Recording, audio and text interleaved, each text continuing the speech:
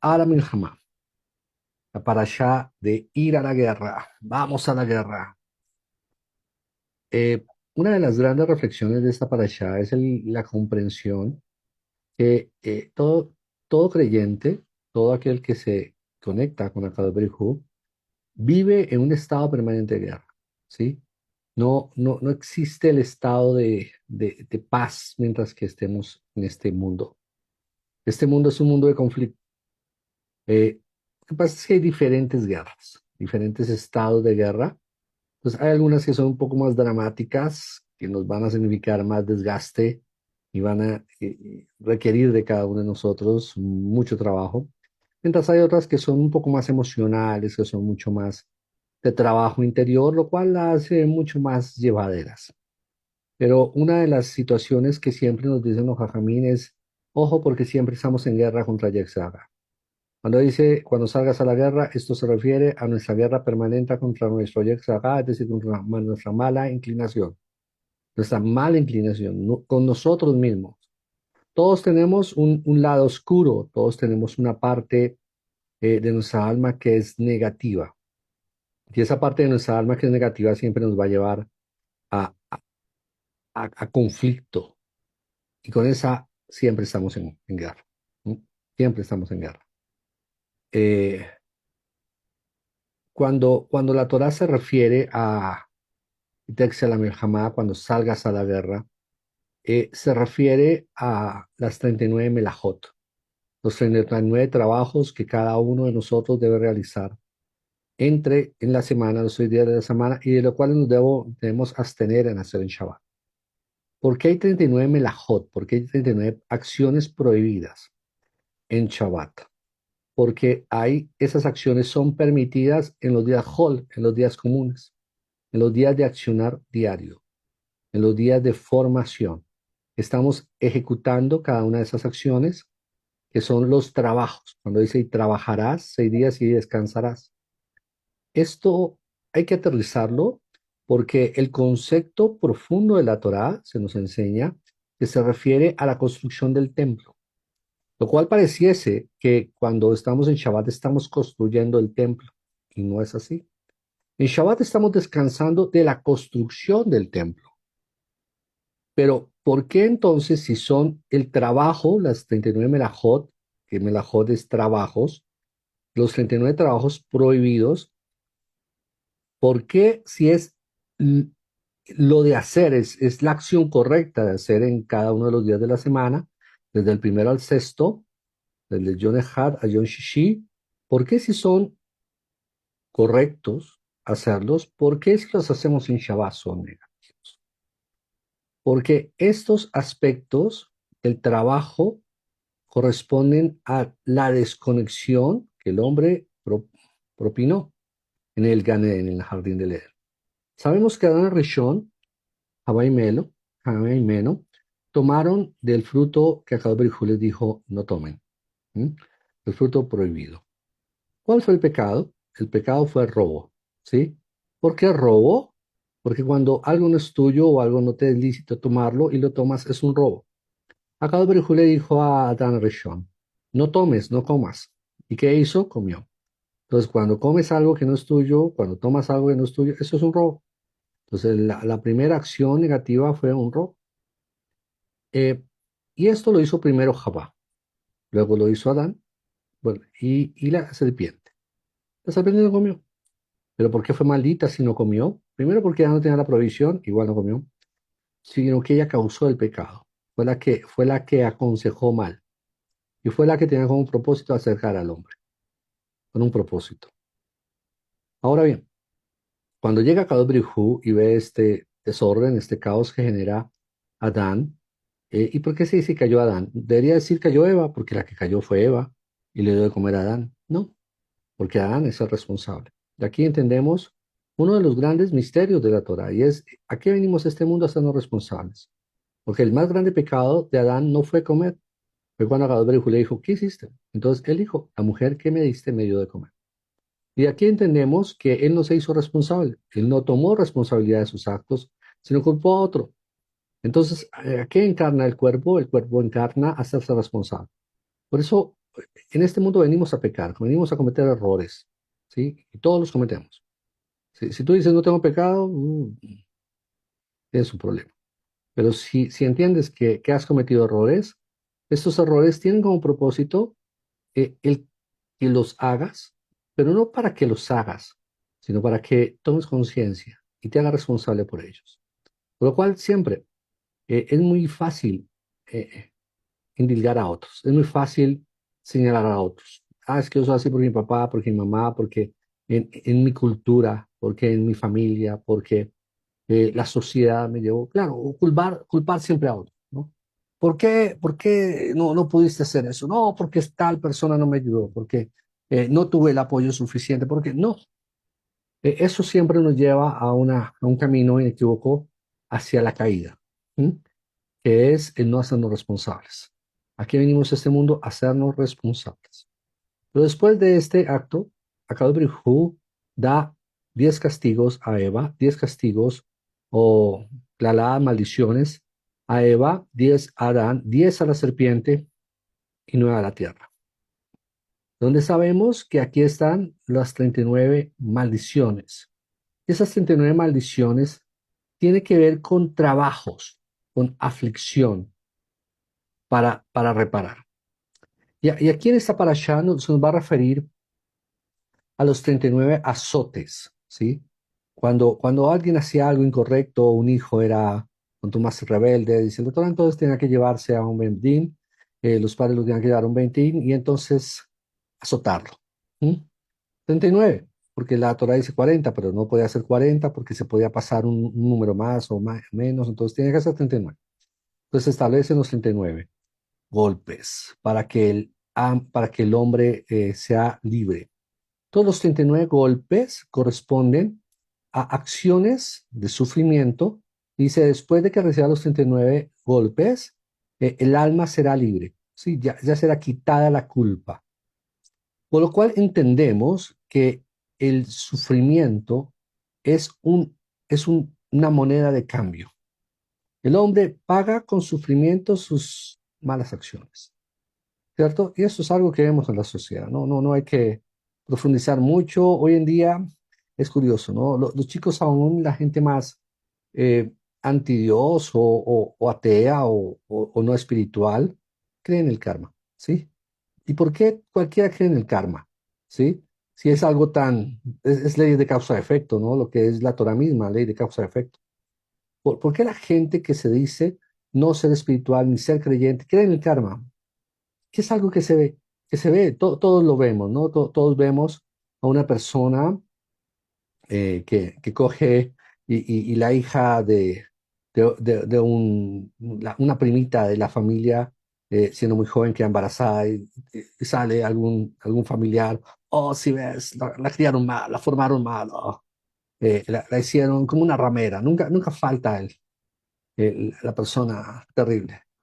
Y por ahí 6 meses después, un año después, ¡pum!, su hija queda embarazada, ¿no? Y ahí a comer calladito. Sí, lo hemos visto 1000 veces, ¿cierto? El hombre que, ay, pobre miserable, mire, no tiene que para comer, no trabajan, son unos vagos, ¿sí? Pasa un par de años y está en una situación muy parecida, mendigando por ahí un pan, mendigando comida. Y tú dices, wow, este tema del karma pega duro. Y karmas inmediatos, ¿no? De la persona hace el mal e inmediatamente recibe el golpe. Por eso es un tema que no está en debate, no está en debate. O sea, todo el mundo tiene muy claro el tema del karma. Es muy fácil darse cuenta que el que la hace la paga.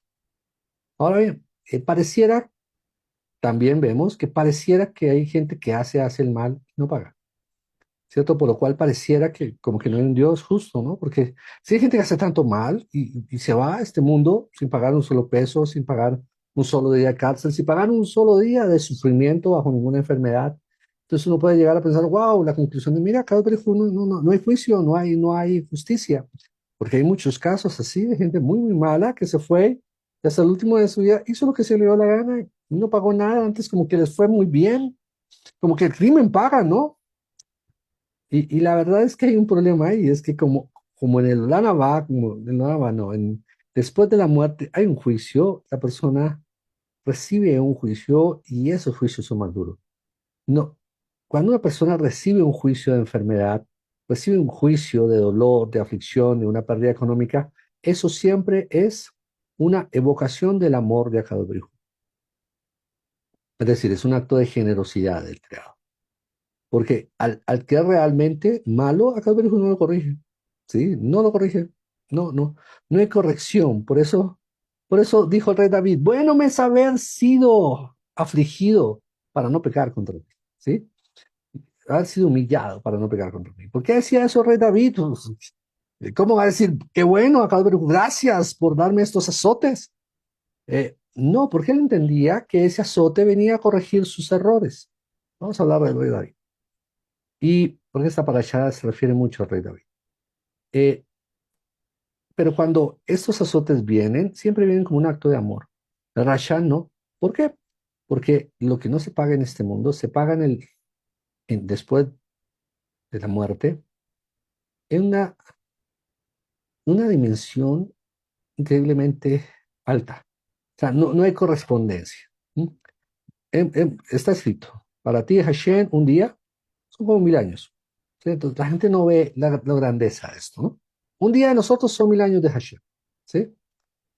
Bueno, entonces una persona, por el daño que hizo, tiene el decreto de un día de sufrimiento. Un día de sufrimiento. ¿Sí? Un día de sufrimiento.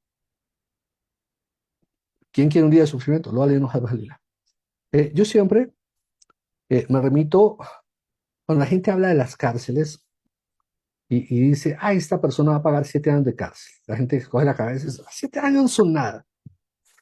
¡Wow! Una persona que conoce la cárcel, que ha ingresado a un penal, sabe que un día en la cárcel es un infierno. Es un infierno. Es un infierno, ¿cierto?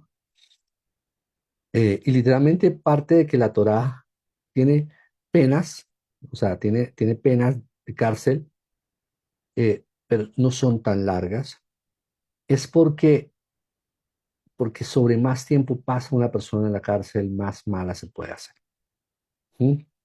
Eh, la cárcel tiene que ser un golpe contundente, pero corto, porque sobre más se extiende, la cárcel termina siendo una escuela de maldad. No para todos, mucha gente sale muy reparada, pero para muchos es la universidad del mal, y sí funciona así.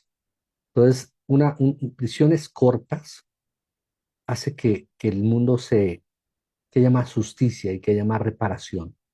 La- l- los países que tienen penas más largas tienen más criminales y más criminales que son reiterativos, que ingresan de nuevo a la cárcel. Mientras que las penas cortas hacen que la gente reciba el totazo y diga, no quiero más esto, y realmente haga una teshuva, haga realmente un cambio. Cuando la persona ya dice, no, ahí entro y no salgo, la importa un comino y se extiende más a hacer el mal. Pero el sufrimiento de una cárcel es terrible, terrible, terrible. Un mes en la cárcel, un día en la cárcel es un infierno.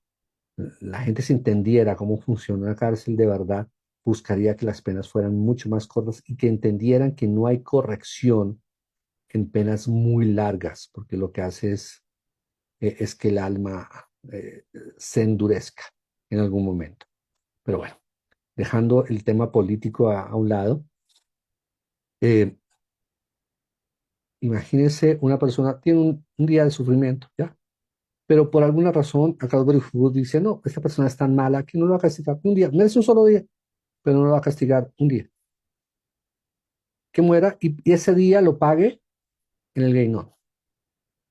Ese día, que sería un día de sufrimiento en la tierra, en el Geinón son 1000 años. Si se dan cuenta la relación y si se dan cuenta lo valioso que es sufrir en el mundo y no las personas que no sufren porque no hay misericordia en sus vidas. Ahora bien, hay una moneda de pago que es mucho más elevada, que es la Torah, la cual el estudio de la Torah es el mayor trabajo que podemos hacer. Y la tefilá. Cuando una persona hace estudio de Torah, este trabajo es un pago. Entonces la persona puede pagar muchos de sus errores con estudio total. Y es una moneda de cambio muy elevada, ¿vale? Entonces es muy poderoso esto. Pero imagínate, un día, 1000 años, 1000 años de sufrimiento. Por eso en el Geinón los tiempos se cuentan por eternidades, porque son muchísimos años. Y ojo, en el mundo físico pueden ser un mes, 2 meses, máximo 10 meses, porque el máximo veredicto de Geinón es 10 meses. Pero ojo, 10 meses tierra. Si se dan cuenta, pues, imagínense 10 meses tierra, ¿cuánto es en tiempo en el Geinón? Esos son eternidades. O sea, es un sufrimiento terrible. Por eso, una de las oraciones que hacemos en la mañana es líbrame del Geinón. Quise estar levantando la mano. ¿Tienes un aporte? Cuéntamelo. Bueno, esta semana el padre me tiene haciendo un estudio de la reencarnación, pero la pregunta mía es la siguiente. En la cuestión de lo que nos estás enseñando en estos momentos, que la persona que paga de alguna otra manera en la parte física una condena, se puede entender, no sé si me estoy equivocando o si te entendí mal, se puede entender que es como si de alguna otra manera lo que va a pagar en el game no lo paga acá, ¿cierto? Sí, claro. Y si, por ejemplo, esas personas que les dan cadena perpetua en otros países que ya, o que los condenan a esas muertes letales dependiendo de lo que hayan cometido, entonces, ¿qué viene a pasar ahí? Pero especialmente con las personas que están en cadena perpetua, porque aunque nosotros no lo tenemos acá en Colombia, lo podemos ver en Estados Unidos que tienen esa pena. Entonces, esa gente que está pagando en la línea kármica. Sí. Un ejemplo muy claro que podemos ver esto es, ustedes saben que hay niños que nacen en la cárcel, niños que nacen en la cárcel. Y uno puede decir, no es justo que un niño comience su vida dentro de un penal, porque la mamá está dentro de un penal, entonces nace dentro de un penal. Y sabemos, en muchos países los dejan estar unos meses y luego se los entregan a un familiar. En otros países nacen y se quedan en la cárcel con sus padres. Es un tema súper negativo. Eh, y uno puede decir, ¿por qué un niño nace en la cárcel? Porque tuvo un decreto de, de pena de por vida. ¿M? De pena de por vida. Hay un caso muy curioso que pasó hace poco tiempo, no recuerdo en qué país, que un hombre que se le había decretado, eh, mm, creo que tres cadenas perpetuas. Imagínate, tres cadenas perpetuas. ¿Sí? ¿Qué es una cadena perpetua? Esa perpetuidad es hasta cuando muera. Entonces, cuando debe estar en la cárcel, desde el momento que le fue decretado a cuando muere. Cuando un juez en el mundo físico determina que una persona tiene que estar tres cadenas perpetuas, esa alma va a tener tres reencarnaciones. Bueno, en una paga está y dos reencarnaciones más, paga, nace en una cárcel y muere en una cárcel. ¿Mm? Por cualquiera sea la razón, esto va a pasar así. Por eso vemos situaciones de niños que uno dice, ¿cómo nacieron en esta situación y cómo les pasó eso? Ese niño, esa alma, está pagando un karma que tiene de otra vida. Por eso, si se dan cuenta, es mucho más grave, ¿no? O sea, pagar en otra vida es mucho más costoso. Por eso, por eso la Torá nos advierte eh, de, de aceptar la corrección de Hashem, entendiendo que siempre es un acto de misericordia, que uno dice, no lo sufro y lo sufre en otra vida. Tienen que volver a nacer, tienen que volver. El vivir es una experiencia muy satisfactoria cuando hay alegría y abundancia, pero cuando hay escasez y sufrimiento es muy doloroso. Para volver a repetir el mismo caos y para terminar igual y peor, porque está pagando un karma. Entonces, la aflicción siempre es un acto de mucha benevolencia. Muchas personas me preguntan o preguntan, ¿por qué a Kadosh a una persona la deja morir, la deja sufrir tanto? 15 días, un mes, 2 meses, 6 meses, con una enfermedad terminal, con unos dolores terribles. ¿Por qué esa tortura? ¿Por qué tan doloroso? Eso es un acto de misericordia. Porque los sabios por eso insisten en cuando una persona tiene un proceso de sufrimiento intenso antes de su muerte, si lo puedes alivianar a través de tefilá, a través de un sadik, lo puedes hacer. Pero si no, dejar sufrir a la persona es un acto de amor porque esa alma ya no va a tener que pagar Gainon, ¿sí? Lo cual muchas personas que tienen enfermedades muy difíciles llegan muy purificadas al Olam Abba o llegan muy purificadas al día de juicio, al juicio en el momento de su muerte. Entonces le termina siendo muy beneficioso para el alma esto.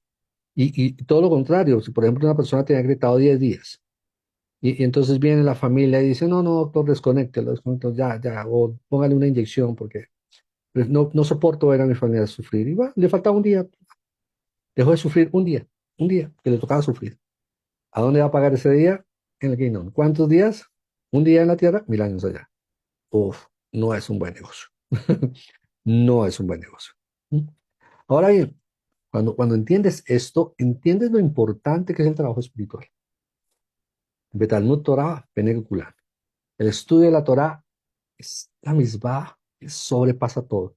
Porque en el estudio de la Torah, cada vez que hacemos un shur de Torah, cada vez que hacemos una parashá, cada vez que hacemos un Shabbat, estamos recibiendo una luz infinita. Y cuenta como muchos miles de años que estamos pagando. Estamos pagando en moneda divina, ¿sí? Lo cual hace que la persona repare encarnaciones completas o eternidades que tenga que pagar el guindo. ¿Mm? Por eso existe el trabajo espiritual. El trabajo espiritual, ¿por qué hacemos un trabajo espiritual? ¿Por qué hacemos Shabbat? Porque pasamos 4, 5, 6, 12 horas haciendo tefilá. ¿Cuál es el objetivo? Sí, repetir canciones, Beshambu, Benega, El Shabbat, El Shabbat, Barata, Merija, Hola, qué lindo eso, ¿no? ¿Para qué? ¿Sí? Nos imaginamos la cantidad de luz que estamos revelando, la cantidad de conexiones que estamos haciendo en el cielo y de todo lo que nos estamos librando. Porque el trabajo espiritual es mucho más elevado que el trabajo físico. Entonces, el hombre en el nivel físico requiere hacer mucho esfuerzo. Esto hoy en día es muy fácil de explicarlo, muy fácil. Antes era muy difícil, porque el concepto era que el trabajo físico era el que más paga tenía. Hoy en día, cualquier persona con un poquito de educación sabe que no es así. Sabe que la gente que trabaja como animales, como burros, eh, entendiendo la acepción, eh, no ganan mucho dinero. Y por más esfuerzo que hagan y por más que se levanten temprano y se acuesten tarde, pueden ganar mucho. Son hábiles. Pero cuando una persona tiene un intelecto elevado, cuando una persona tiene un conocimiento que opera sobre otras personas, un minuto de su vida vale millones de segundos de una persona que trabaja en el aspecto físico. Y sabemos que personas, tenemos estos multimillonarios de, de Silicon Valley, que, que por minuto facturan millones de dólares por minuto. Y realmente se la pasan en oficinas gigantes, súper cómodas, sentados en un computador, y su trabajo es muy liviano. Están operando en otro nivel mucho más elevado. Y ojo, el conocimiento que este hombre tiene no lo tiene cualquiera. Por eso le permite acceder a esos niveles de riqueza y de abundancia. Entonces, hoy como nunca antes en el mundo, hay un concepto de valor, no en el esfuerzo físico, sino en el nivel que operas, en el nivel intelectual que operas. Y hoy cualquiera reconoce que la capacidad intelectual te accede a niveles superiores de ingreso. Hay una desconexión en esto y esto sí vale la pena aclararlo, porque parte de eso es, la gente se pregunta mucho, ¿por qué tanto intelectual es de izquierda? ¿Por qué? ¿Por qué tanto intelectual quiere vivir del Estado y busca fortalecer la armadura del Estado y no busca el capitalismo, el hacer empresa, el negocio? porque en un momento se enseñó un mal concepto, y es que la sola capacidad, o sea, solamente el que tú accedas a un estudio superior, te debe dar el ingreso a mayor capital. Eso lo revisaba que en una empresa de alguien en la CAAL, que tienen varios empleados. Y, y hay, y hay un grupo de personas que está muy capacitada, o sea, tiene un buen nivel académico, dos, tres profesiones, un- una maestría y bueno, entonces tienen un buen ingreso. Y hay otras personas que, que están estudiando algo parecido, que han adquirido más y que están diciendo, hey, tal persona en la empresa, como tiene tres profesiones, le pagan más por eso. Entonces, a mí solamente por estudiar, por haber hecho estas carreras y por tener estos títulos, deberían pagarme más. Entonces, me llama uno de las personas que trabajan en el país y me dice, ¿qué hago, Ravi? Porque pues, no me parece, porque no me aporta nada.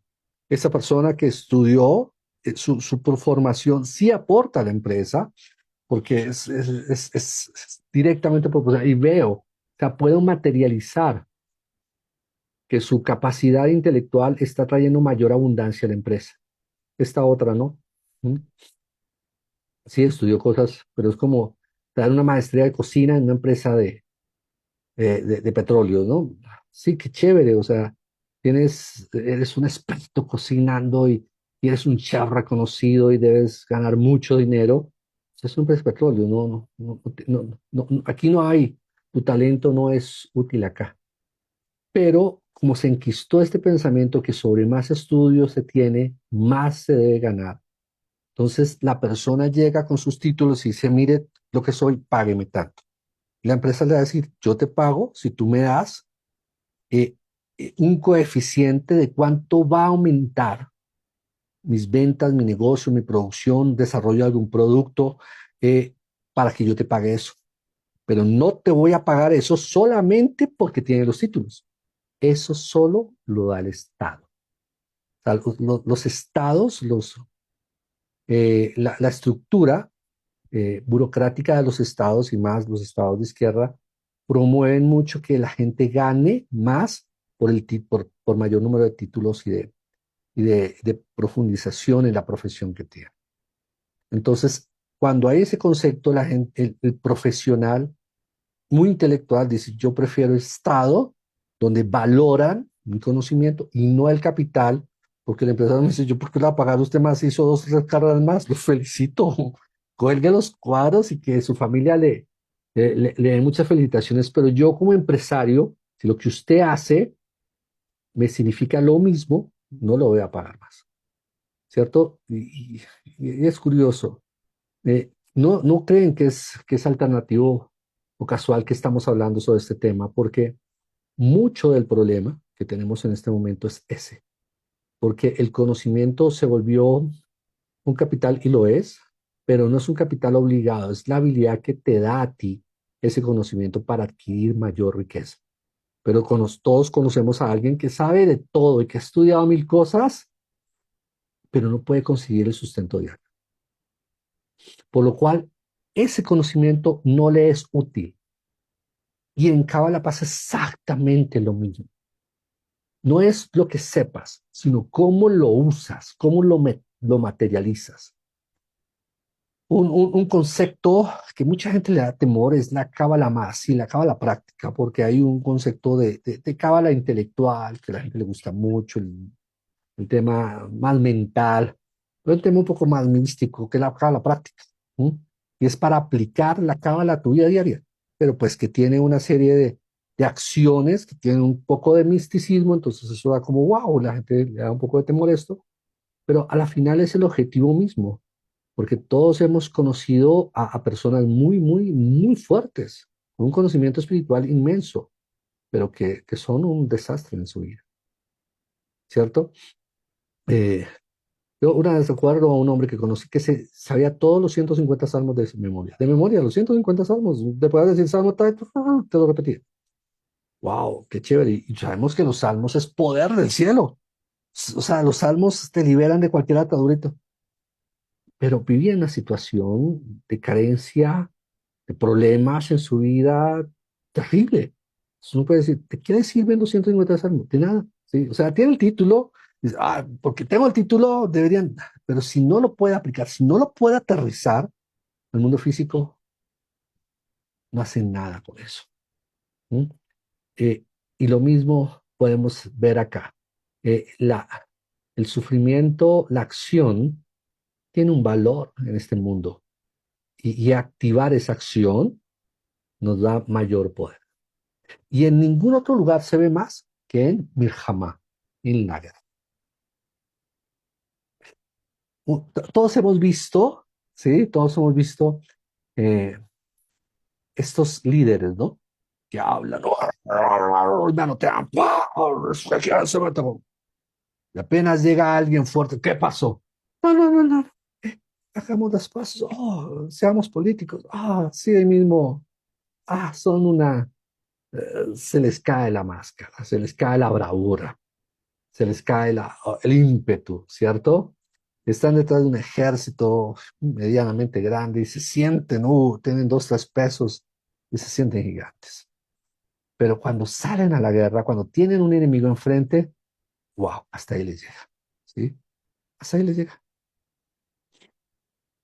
Esta parasha es una riqueza infinita. Primero porque es una de las parashas más cabalísticas que hay. Muchos la definen como la parasha de la cábala, porque contiene unas misbot, wow, y todas son tremendamente prácticas, pero que si no entiendes el secreto cabalístico que hay detrás de cada una de ellas, vas a llegar a unas conclusiones nefastas y totalmente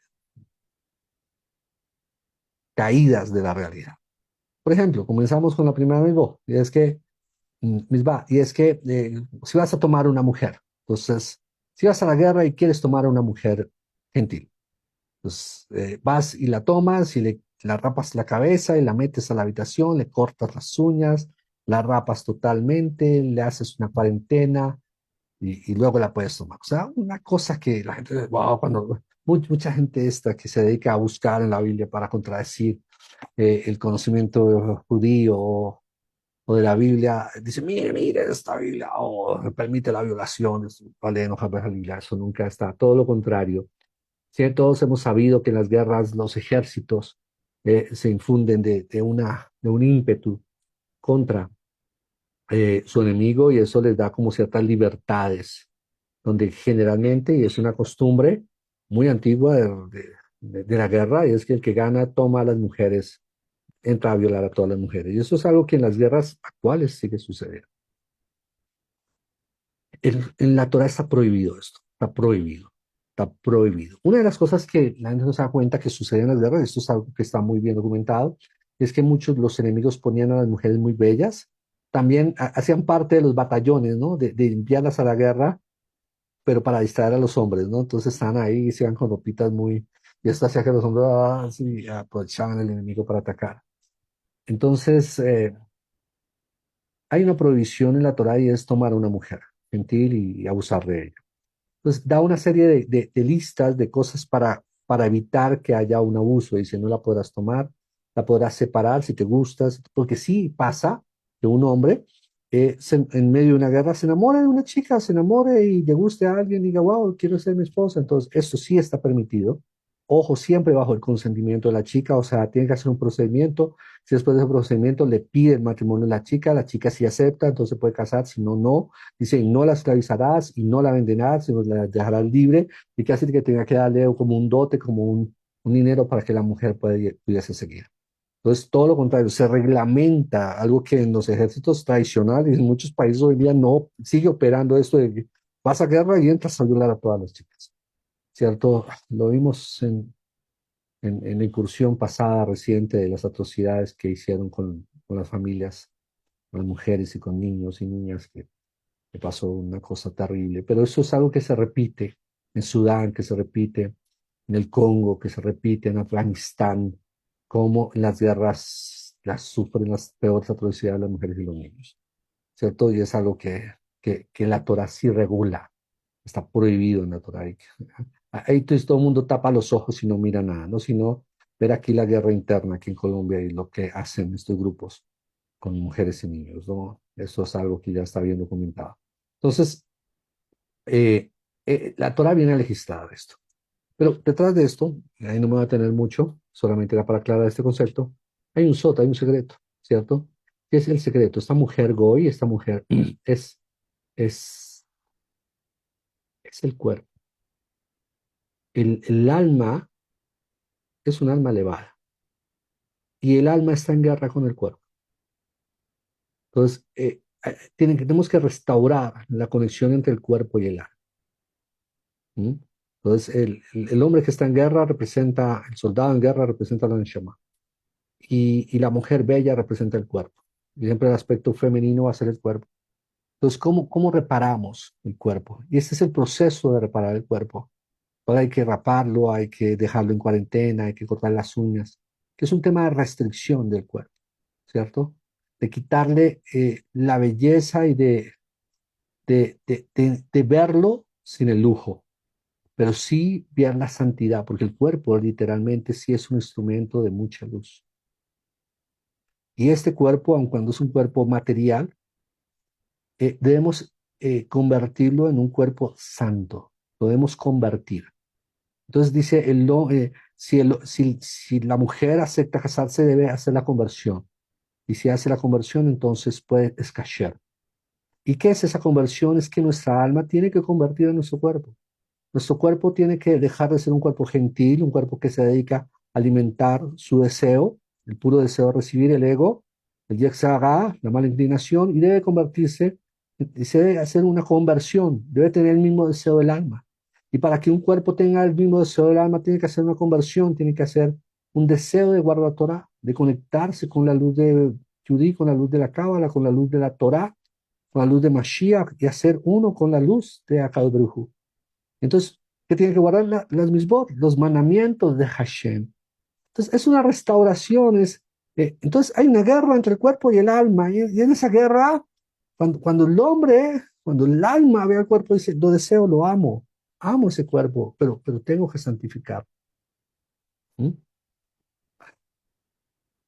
En otro ejemplo que eso siempre ya lo hemos profundizado, no lo voy a profundizar este año, es, por ejemplo, esto lo podemos ver porque el tema de rapar el cabello es la primera orden que se da a la mujer que quiere ser tomada cuando es goy. Y es porque él, como era una mujer que ya había tenido pareja, ya había sido casada, la forma en que se elimina la clipada del hombre de su anterior marido es rapando el cabello. Porque el hombre deja la huella de su alma cuando tiene una relación sexual con una mujer en el cabello. Una mujer, después de estar con un hombre, le cambia el olor del cabello. La mujer le cambia el olor del cabello. Porque con cada hombre que esté, recibe un ruaj, un aroma diferente en su cabello. Y lo que hace que una mujer sea atractiva para un hombre es el aroma del cabello. De ahí viene una de las leyes de Sinyut, de la tradición mm, que ustedes pueden ver a las familias ortodoxas, que las mujeres se cubren el cabello. Esa costumbre no es aleatoria ni es algo eh, negativo, es algo muy positivo porque es una tradición, las tradiciones cabalísticas no lo acostumbramos porque se hace una protección sobre la mujer para evitar de que el hombre acceda, otros hombres accedan a su aroma. Pero definitivamente el que la mujer cubra su cabello le protege mucho. O sea, eso impide que otros hombres la codicien y que caigan en adulterio. Es una protección para que no haya adulterio, para que otro hombre no la pueda desear y para que ella no despierte también deseo por otro hombre, ¿sí? Entonces hay una protección, aun cuando, si se dan cuenta, y si acostumbramos que en Shabbat la mujer sí se cubra la cabeza. No tiene que ser necesariamente así con este parojet, con este manto completo, pero que sí se ponga una gachucha, un gorro, una balaca, algo que le cubra un poco su cabellera en señal de hacerse uno con su pareja, y entonces estar conectada con Hashem. ¿Mm? Pero sí tiene su secreto. Y por eso tú te das cuenta, no falla. Una mujer termina, se divorcia y lo primero que quiere es cortarse su cabello, teñírselo, cambiarlo de color. Siempre lo que pase en la relación con su pareja se va a marcar en la mujer en su cabello. Muy evidente, muy evidente. Mientras que en el hombre el cabello es la conexión con Akadosh Baruj, ¿cierto? La conexión es con Akadosh Baruj. Entonces, el cabello en el hombre es sacado Brihu, porque el hombre delante de Hashem es un aspecto femenino, es la esposa, ¿cierto? ¿Quién es la esposa? Porque cuando andamos eh, eh, Boicala, ¿cierto? ¿Quién es la esposa? Adán. Adán es la esposa de Akad Brihu, de la chiquita. Entonces, el hombre en su estado Adán es la esposa de Akad Brihu. Entonces, y la cabeza del hombre es la conexión con el cielo, mientras que en la mujer es el hombre, entonces ambos tienen su conexión. Entonces en el hombre se ve manifiesto en la conexión con Akadosh Brijú en su cabello. Por eso está prohibido en la Cábala que el hombre se tiña o se quite las canas.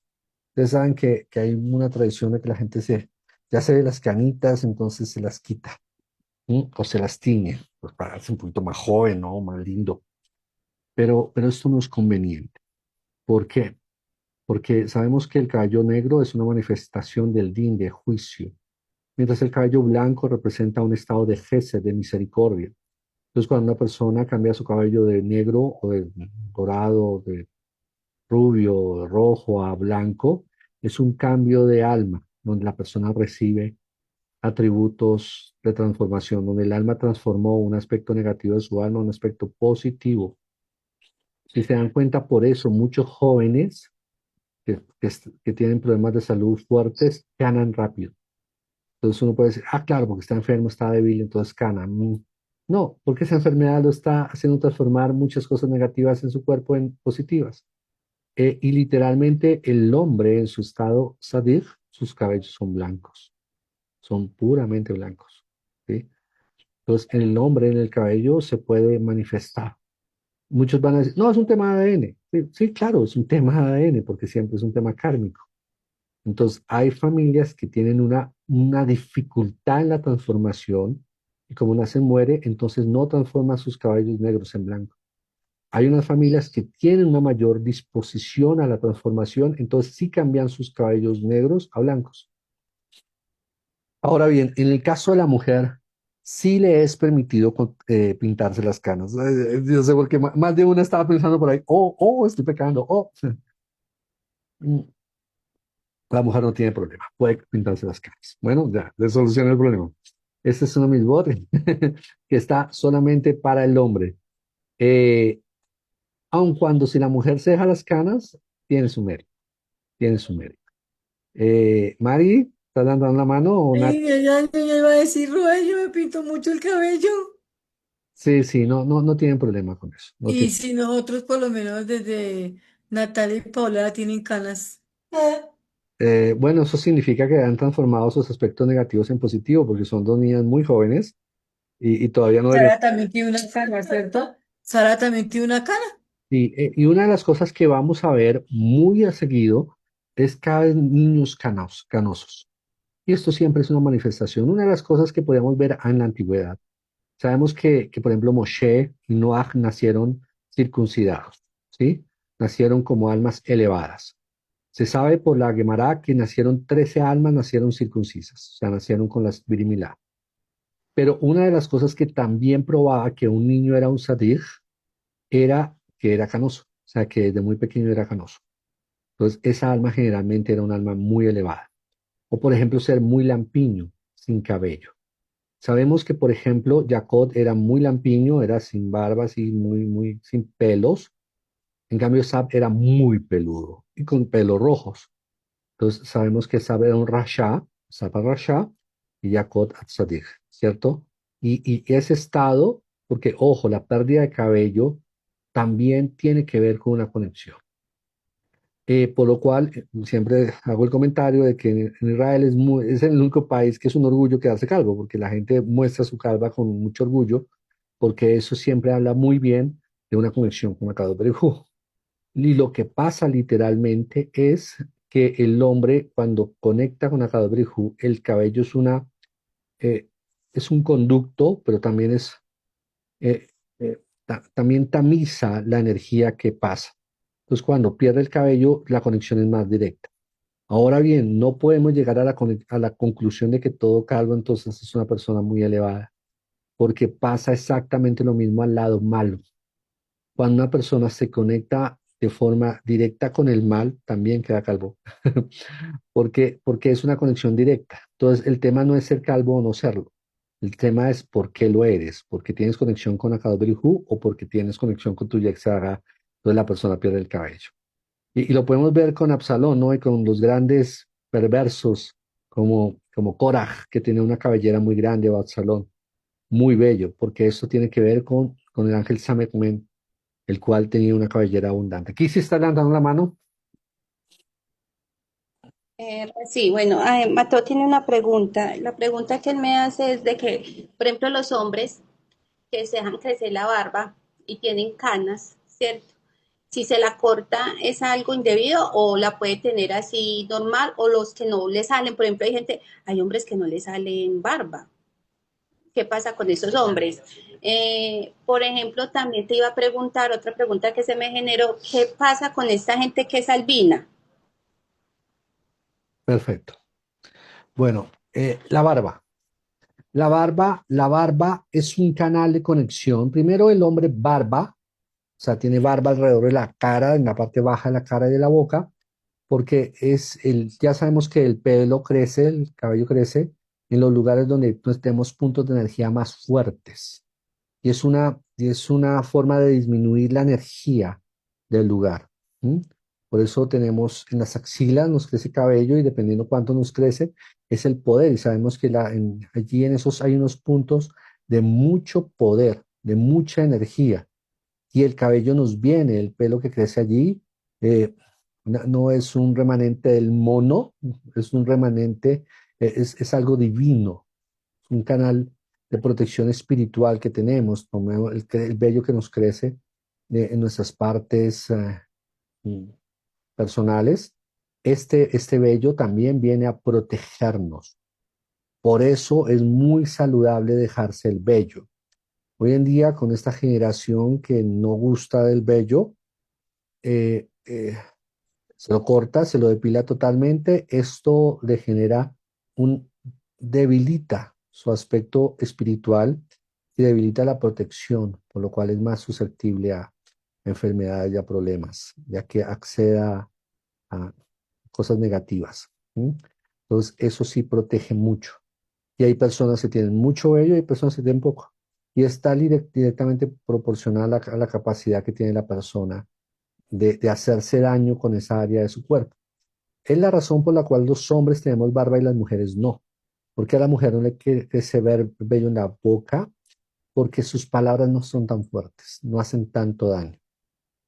Siempre doy el mismo ejemplo, podemos ver una discusión hombre y mujer, la mujer dice y dice y dice y dice, y el hombre más allá de herirle el ego no le afecta mucho. Pero el hombre se voltea, dice tres palabras fuertes y la mujer siente que lo está golpeando. Y es porque es literal. Entonces el hombre, una de las formas que hace que nivele la fuerza de sus palabras es dejando la barba.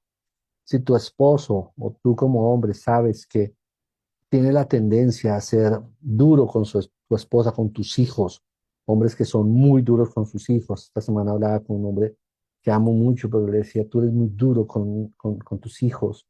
Yo te aconsejo, déjate la barba y procura que cuando estés enojado o tengas un mal día de trabajo, no hables con tus hijos. Deja que lo haga la mamá, porque tú no mides y puedes herir a tus hijos a un punto muy grande. Entonces, esto es algo que nos protege, ¿vale? Entonces, la barba es una protección. Cuando un hombre no tiene mucha barba es porque no necesita mucha protección. Sus palabras no van a ser tan fuertes o no tiene una tendencia a hacer daño con sus palabras. Pero aun cuando un hombre no tiene barba, es bueno que se la deje porque la barba, porque en Kabbalah ¿Por qué los grandes sabios siempre dejan la barba larga? Porque la cabeza representa Ariampin, el mundo espiritual superior, y el cuerpo representa Seriampin, el mundo o el rostro pequeño. Y el canal que une es Da'at, que es el cuello.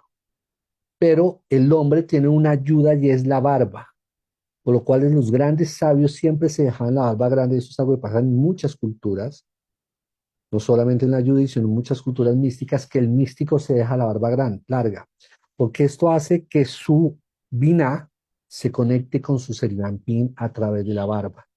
Igual que los peyot, cuando el hombre se deja los peyot un poco largos, tiene como propósito conectar Da'at, Gesed y Da'at, Jomá con Gesed y Binah con Geburah. Ahí se hace un canal directo, se busca hacer un canal de conexión a través de una forma de conexión que lo permite la Cábala.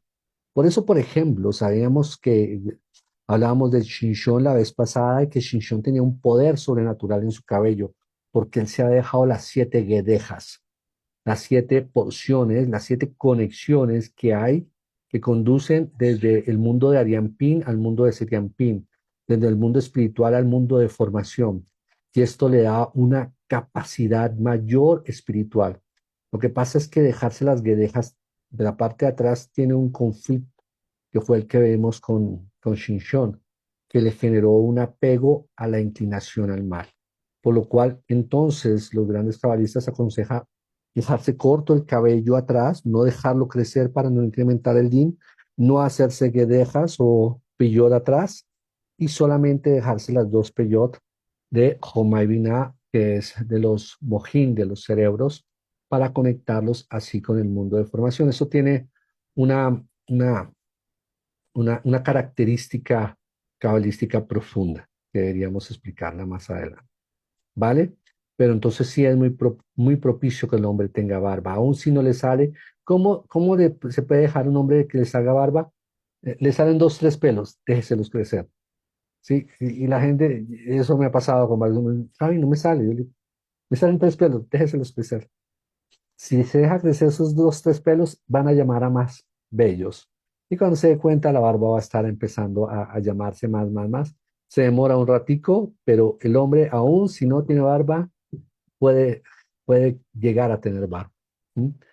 Entonces, sí se puede. Y sí es muy positivo. Así sea un poco, así se la deja un poquito larga. Siempre para el hombre es mejor dejarse un poquito barba que dejarse totalmente lampiña la barba, porque el hombre sí le ayuda mucho la barba. Al hombre le es muy positivo la barba. Por eso hay mujeres que crecen con barba. Y si ustedes conocen a una mujer que le sale barba, que le sale bigote, el bigotico que le salgan unas chicas que les molesta terrible, es porque esa mujer tiene unas palabras muy duras. Y miren, no falla, no falla. Entonces, esta parasha tiene unos aspectos muy profundos, porque hay un montón de misbos. Vamos a ver la misma de coger los huevitos de, de, de, del ave, y vamos a ver varias mismas de guerra, de tomar a la mujer y Goy, que tiene que ver con lo que pasó con Absalón y la caída del rey David. Pero ya se nos pasó el tiempo. Las 39 melajot. ¿Por qué 39 melajot? Porque son los trabajos que debemos hacer en este mundo, pero de la cual nos tenemos que abstener en Shabbat, porque en Shabbat que estamos con Akadosh Baruj Hu. En Shabbat estamos en Jardín del Edén, entonces en Shabbat no estamos en el mundo de castigo, no estamos en el mundo de caída, no estamos en el mundo donde que tenemos que hacer un trabajo para conectarnos con Hashem. Y Shabbat volvemos a estar en el Jardín del Edén, lo cual no hay melajot, no hay trabajo. Y hacemos trabajo hasta cuando construyamos un templo que es nuestro cuerpo, y entonces la gloria de cada Baruj Hu desciende, y entonces ya no vamos a necesitar hacer más trabajo y todos los días vamos a hacer Shabbat. Es decir, vamos a estar permanentemente en la casa de Akadosh Baruj Hu. ¿Qué es Binah? ¿Qué es Shabbat? Es la conexión con Akadosh Baruj Hu. Luego tenemos 39 Melahot, no es casualidad. Sabemos que también el hombre desconectó las tres Aleph del nombre Adonai, Amonai. Quedó entonces, si le quitas la Aleph, queda la palabra Din, juicio. La palabra Adán, ¿cierto? Adán. Cuando el hombre desconectó a Kadosh Baruj Hu de su vida, entonces, ¿qué vino sobre él? eh, vino Dan. Se le quita la Aleph a Dan, queda Dan. Dan es sangre, viene la sangre, viene el derramamiento de sangre, enfermedades, sufrimiento, dolor. Y entonces, y a la Torah es la única verdad, que es Emet. Entonces el hombre también perdió la Aleph de Emet. Y se le quita la palabra Emet, que es verdad en hebreo, le quita la Aleph, queda la Met, la muerte. Entonces, ¿qué trajo el hombre cuando desconectó las tres Aleph? Desconectó Adán, la Torah del Emet y Adán. Entonces desconectó la presencia divina, porque el amor de Akadosh Baruj Hu, que es Ahavá, ¿cierto? El amor divino, representan las tres Aleph. Y cuando desconectó las tres Aleph, la palabra Ahavá tiene gematría 13. Entonces las tres Aleph representan el amor divino. Y cuando se desconectó el amor divino, que en gematría son 13, 13 por 3 nos da 39. Entonces tenemos las 39 melajot, los 39 trabajos que viene entonces al hombre a hacer y a sufrir en este mundo. Pero cuando hace Shabbat, entonces ya no necesitamos hacer la melajot. Ya descansamos de la obra de nuestras manos, de la obra del sufrimiento. Y sobre el hombre más haga Shabbat, menos necesidad va a tener de hacer trabajo físico, por lo cual el alma se eleva y se eleva y se eleva cada vez que conectamos con Shabbat. Es una de las formas de trabajar el mundo espiritual. Y es una de las grandes revelaciones que nos da la Parashá Ki Teitzei. La Parashá Ki Teitzei nos viene a decir, estamos en guerra contra el Yetzer Hara, estamos en guerra entre el alma y el cuerpo, estamos en guerra contra el mal que nos quiere mantener sujetos a un mundo de esclavitud, de hacer un trabajo forzado. Mucha gente dice, oh, estamos en la Matrix, oh, este mundo es una ilusión, este mundo es una simulación. Y eso es algo que los jajamí nos dicen desde antaño. Este mundo es una simulación donde el alma está siendo afligida por entidades oscuras y la mantiene atadas a este mundo. Pero que el trabajo que Akadosh Baruj Hu hace acercándose a Akadosh Baruj Hu rompe esas cadenas y entonces nos libera. Y así por eso los grandes jajamín, como Moshe Rabbeinu, como Eliyahu Naví, como grandes Rabanot, llegaron a un nivel de elevación y entonces ya rompieron las cadenas y se elevaron por el nivel de la conciencia. Y entonces entraron a un mundo de Binah permanente, donde ya no existía el trabajo para ellos, donde existen ya en el mundo sepieterno, donde ya no habitan en el mundo físico, aunque pueden entrar y salir cuando quieran, pero ya no están atados al mundo físico. Ese es el trabajo que cada uno de nosotros tiene.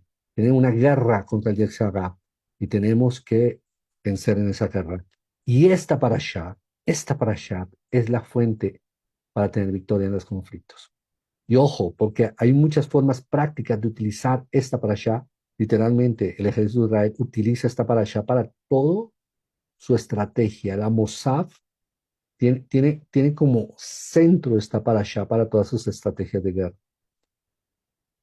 Y en el aspecto práctico, en tu vida en laboral, en tu vida sentimental, si se dan cuenta, todo a la final es una guerra.